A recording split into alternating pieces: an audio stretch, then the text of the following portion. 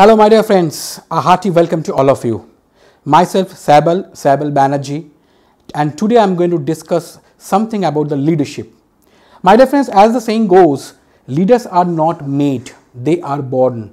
And there has to be certain very unique qualities within a leader, and those qualities are actually there to make a leader.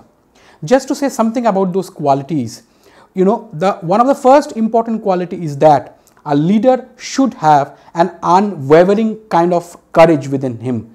A leader without courage is not at all a leader. Then the second point, a leader must have a tremendous amount of self-control.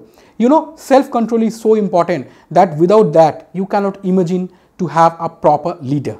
The third very unique point is that there has to be a keen sense of justice within a leader. A leader cannot be a partial leader. A leader should always be an impartial leader, and a sense of justice must always prevail within the mind of a leader. My dear friends, the next point is that a leader should always be running his any action with a certain kind of a plan. Without a plan, a leader cannot really run a show, or he cannot even lead a team.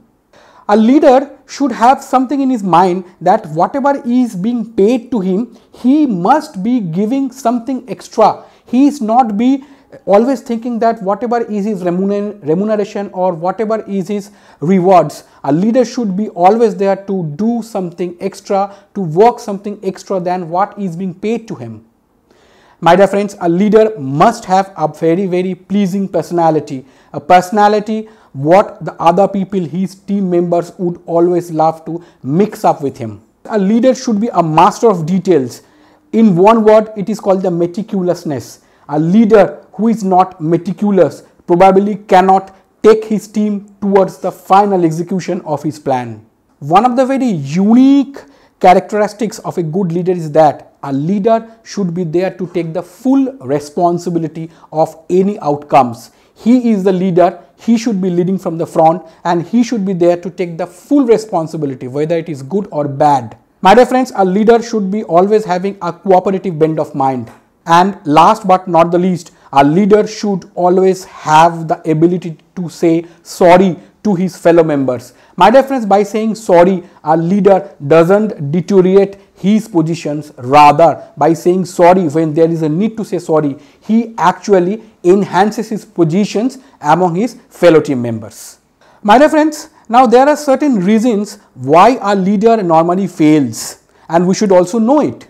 The first point may be that it is the inability to organize certain things is probably one of the most important reasons for a failure of a leader. My dear friends, another very prominent reason of failure is that it is the humbleness to render the service. For example, his fellow team members are working in a field, in a project, they are facing some problem. The leader should always be there to pull up his sleeves and get into the job, work as a part of the team. So that humbleness is very much important. Another cause of failure is that a leader may be having a great theoretical knowledge, but it is not his knowledge, rather the utilization of his knowledge to get the job done by his teams is very important. If a leader is only concerned about his own knowledge and can't get the job done by his fellow team members, then probably he is not a good leader at all. Another quite prevalent reason is that it is the fear of competition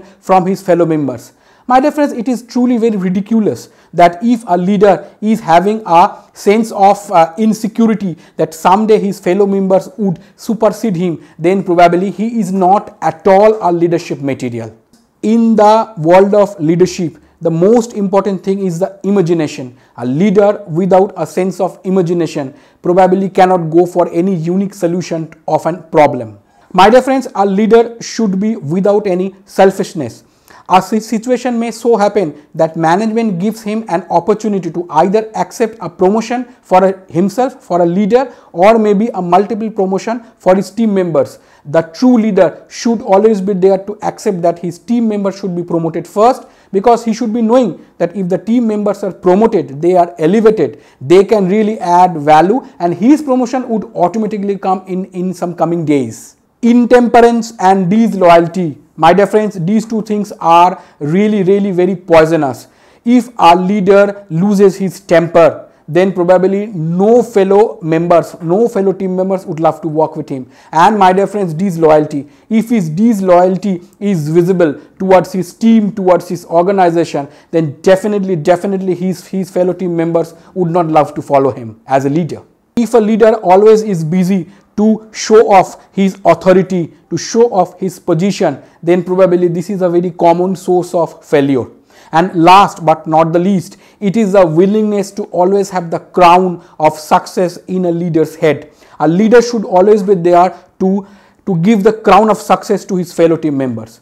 My dear friends, with this I am going to close my session. I hope by this time I could make you very clear that what should be the positive traits to have a great leader, and as well as something to be avoided by any leader to face a failure as a leader. I hope you have enjoyed it. Take care. Bye.